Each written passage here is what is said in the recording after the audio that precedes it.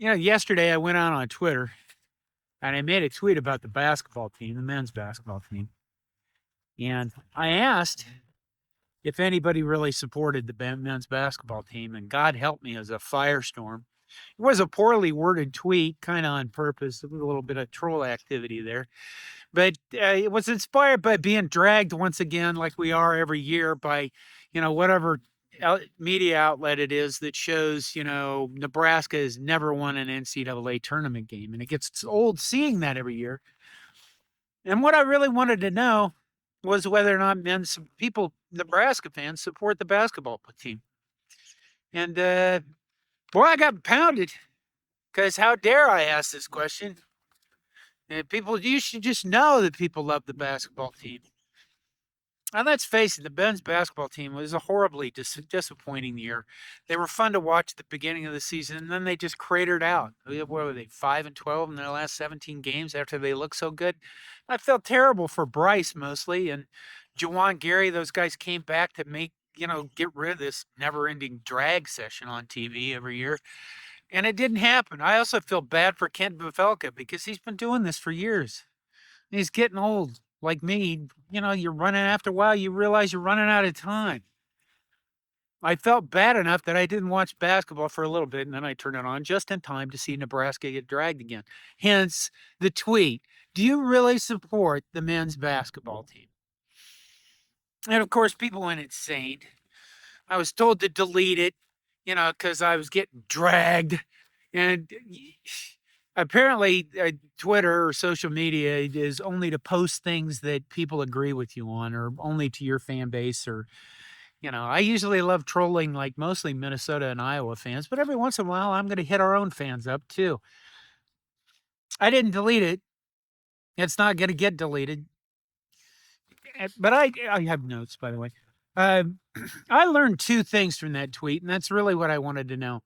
And the number one thing I learned is fans think that support means buying tickets and attending games, probably buying T-shirts, things like that. And I hate to tell you this, but you're wrong. So when I mean support the men's basketball team, we're living in a new age of NIL. You know this.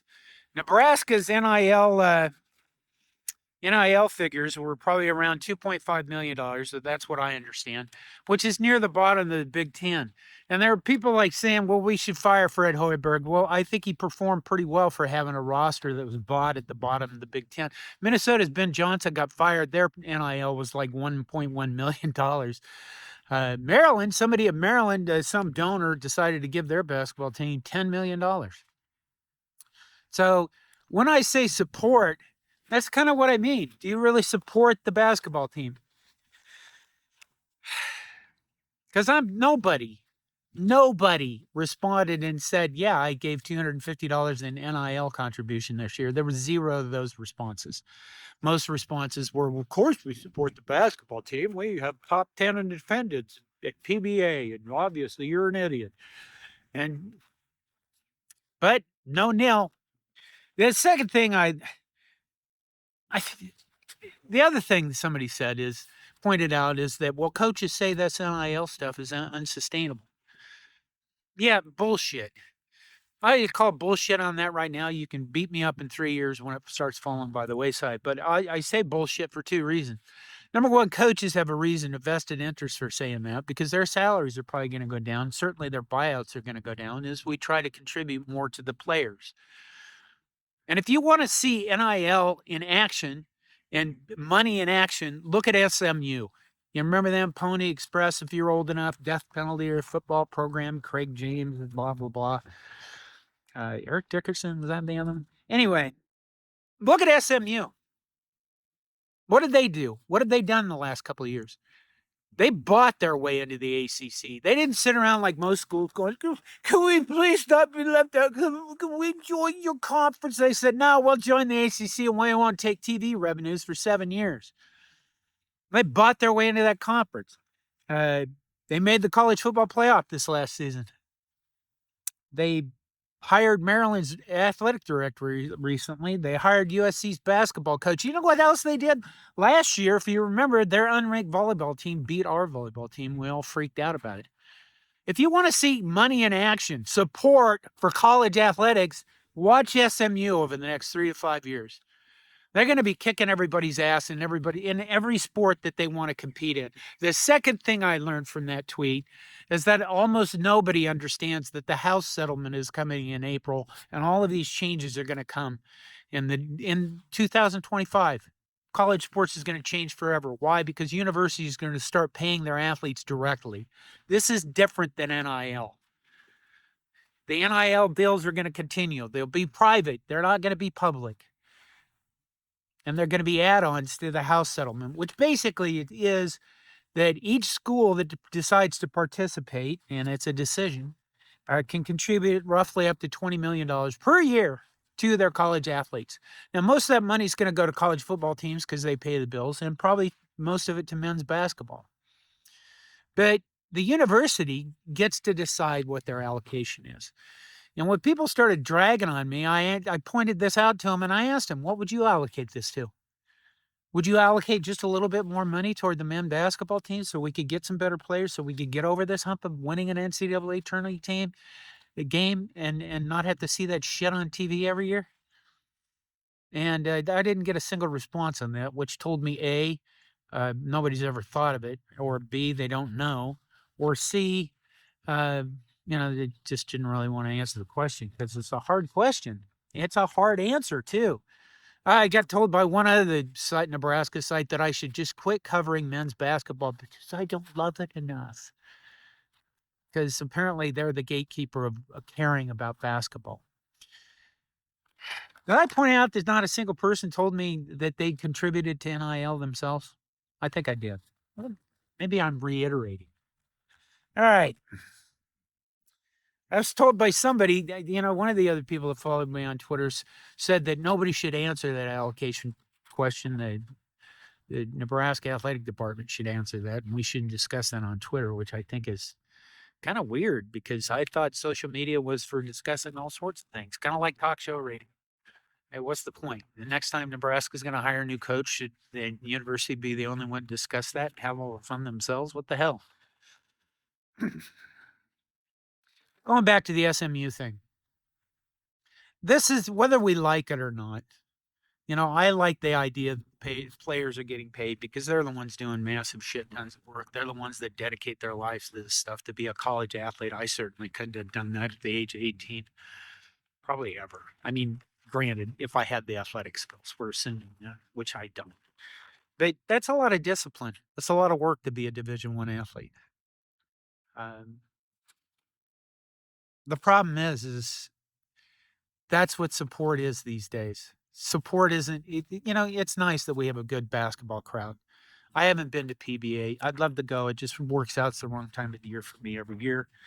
I've been to volleyball. God, it's amazing. I've been to road games of volleyball. They're pretty amazing too. Obviously, Memorial Stadium on a good football Saturday is an amazing place to be. I'm not trying to bash you for buying tickets and going to games, but support these main dates means money. That's what it means.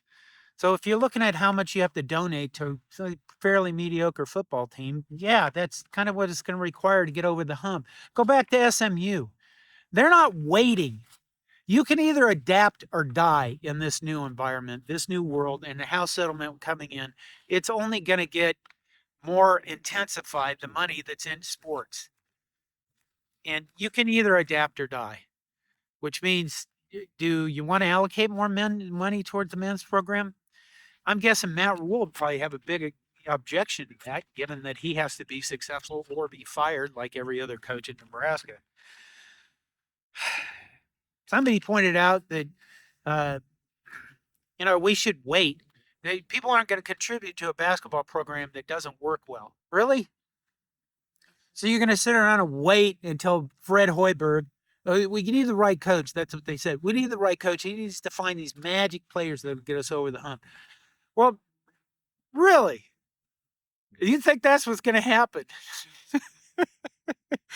Go back to SMU. Are they waiting? No. They're taking the bull by the horns. They're being proactive, and they're going to make waves. And like I said, every sport they care about. I'm getting to the reiterating part. I'm being redundant. Years ago, Tom Peters, Thriving on Chaos, it's a really old business book, but it never leaves my head. He said, you better find someone to obsolete yourself or someone else will. And that's a lot of that is about being proactive and finding solutions to what you're going to do in a new world, in a new environment, and that is college sports. Whether you like it or not, NIL is going to drive whether or not our teams are going to be successful in the future. Whether you like it or not, and this is particularly painful to Nebraska, this next part, because we want all of our sports teams to be good. We love all of our sports teams. Right now, our wrestling program is competing to be number second behind the monopoly that is Penn State wrestling. I seriously think they should be broken up as a monopoly. But we want that to happen. We want all those sports to be good. Baseball, certainly, my God, those fans of baseball are fanatical people. And Haymarket Park, I love going there. They try to get there for a series every year. It's a great place. I know people say you could use some updates. That's another problem. But if you wait and you think that somebody else is going to solve this salute problem for you, well, get ready to be dragged again the next year and the year after that and the year after that, having never won an NCAA tournament game. Because whether you like it or not, support is money. And it's money going to the athletes. And you know what? I said earlier that nobody responded and said that they'd given nil NIL money. And I haven't either. So I'll tell you what, I'll take out my proceeds from this month, which is probably not going to be shit, but I'll give them to 1890 and earmark them for men's basketball. I think that's how you do that. I don't actually know. But that's what I'm going to do. Maybe it'll start a new wave. Maybe we could collect enough money that we could buy the pinky toe of a decent point guard. So yeah, I lost some Twitter followers. Twitter's not a real place to me. I still get to pay my mortgage, and whether I'm on Twitter or not, number of 12 followers doesn't matter. And I'm still probably going to poke people in the eye every once in a while. Let me know your thoughts on this. John Johnson, coordination. Hope you're having a beautiful day. I hope the wrestling team stays at number 2 because, by God, if there's a Husker out there, it's Mark Manning. Go Big Red. I was going to say that fuck everything, but you get the idea.